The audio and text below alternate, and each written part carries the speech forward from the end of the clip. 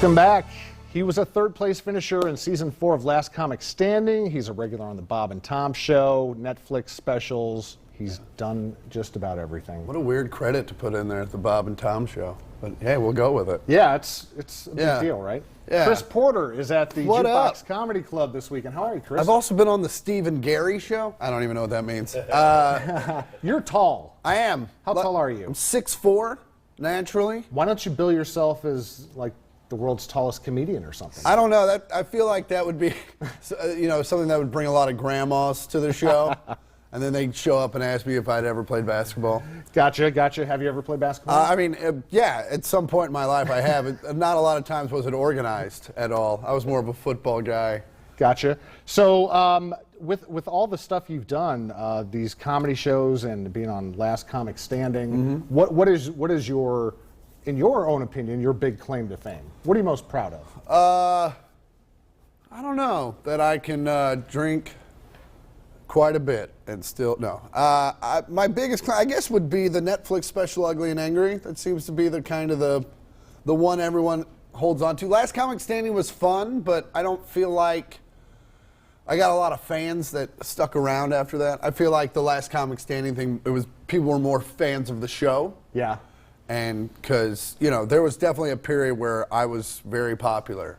And then there was definitely a period where that went away really fast. Well, being on Netflix, I mean, you could say I'm Chris Porter on demand. I mean, people can watch you whenever they want. I actually have people introduce me as Netflix's Chris Porter, is what I do. And it's really weird at parties. Because they're like, do you just work there? Or, but plus they took my special off of Netflix and moved it over to Hulu. They needed room for more Fuller House over at Netflix. Those girls keep getting into wacky adventures. That Aunt Becky is a scamp. She's, hey. Man. Not so wholesome. How dumb does your kid have to be where it costs $500,000 just to get them in the door? Do people in L.A., because you live there, do people in the area think the scandal is a big deal, or are we just... I don't think people pay a lot of attention to it in L.A. because they're too busy trying to bribe their own kids into college. Learning what not to do. Learning what not to do, yeah. So, yeah, I don't think people in L.A. care, but it is, I think it's funny.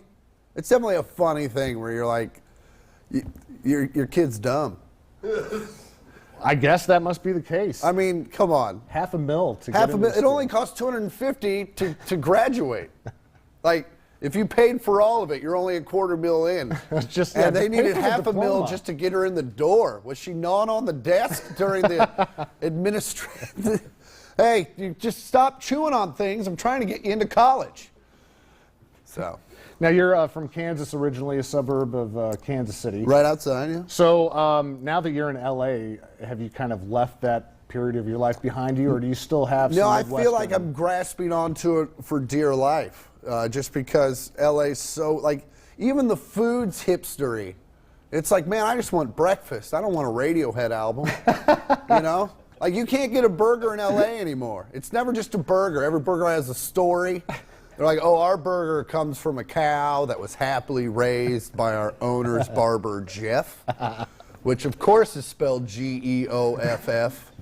And then we've covered that in Havarti cheese. It's like, what?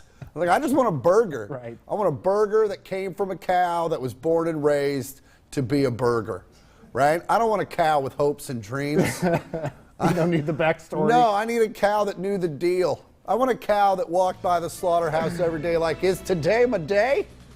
Can I go? I'm ready. Oh, that is funny. I feel delicious. Chris Porter going to be at the Jukebox this weekend. 2 shows tonight, 2 tomorrow. Check out jukeboxcomedy.com. And for more info, go to our website, ciproud.com. We're lucky enough to have Chris back for another exciting interview on Good Day Central Illinois coming up in just a bit on WYZZ. Chris, we'll talk to you soon. Sounds great, bud. Thanks. Don't go anywhere. We'll be right back.